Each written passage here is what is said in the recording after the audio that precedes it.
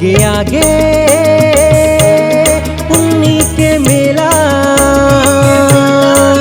आगे आगे पुन्नी के मेला, आगे आगे पुन्नी के मेला।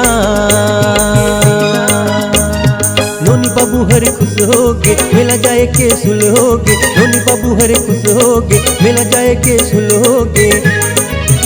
देखो पुन्नी मेला के त्योहार है, आगे आगे पुन्नी के मेला, आगे आगे पुन्नी के मेला, आगे आगे पुन्नी के मेला।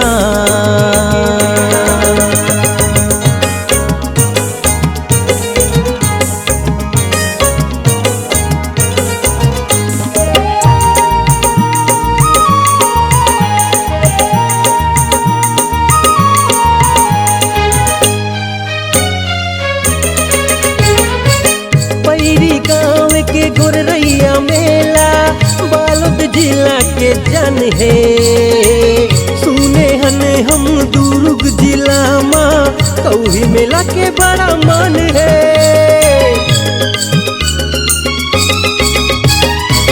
पैरी गाँव के गोरैया मेला बालोद जिला के जन है, सुने हने हम दुर्ग जिला माँ कौही मेला के बड़ा मन है।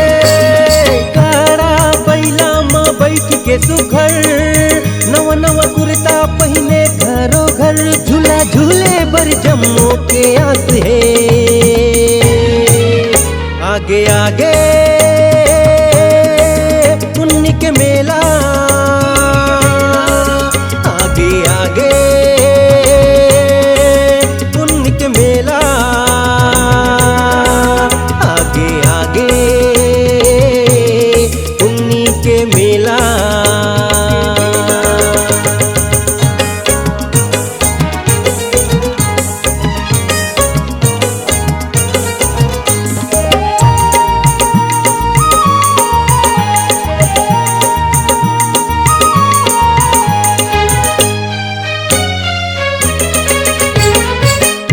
बनपुर के राजीव मेला आज हमर इतिहास है, रायपुर के महादेव घाट माँ पुन्नी मेला के वास है।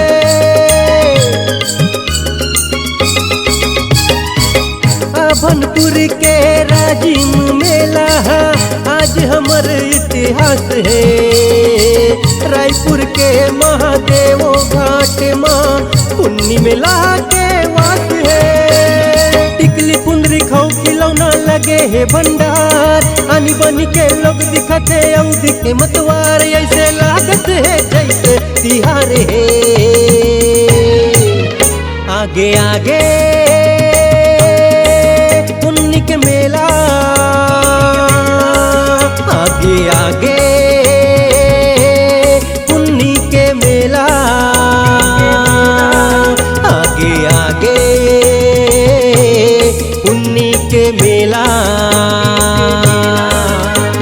नोनी बाबू हरे खुश होगे मेला जाए के सुल होगे, नोनी बाबू हरे खुश होगे मेला जाए के सुल होगे।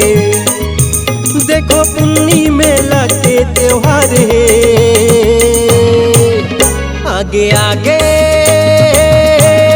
पुन्नी के मेला,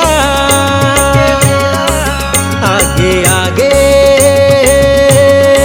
पुन्नी के मेला, आगे आगे